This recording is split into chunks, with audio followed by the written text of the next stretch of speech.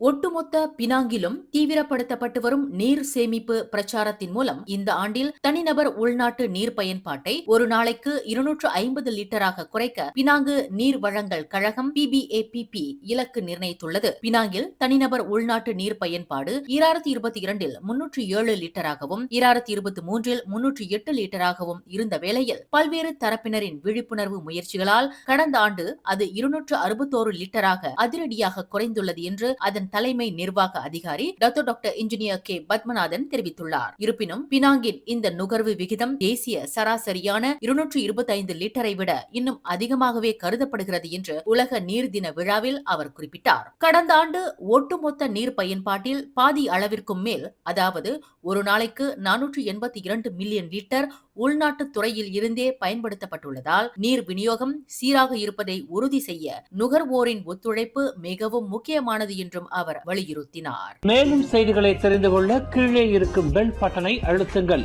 உங்கள் மகிழ்ச்சியை வெளிப்படுத்த லைக் மற்றும் ஷேர் செய்யுங்கள். தொடர்ந்து திசைகளோடு இணைந்திருக்க சப்ஸ்கிரைப் செய்யுங்கள்.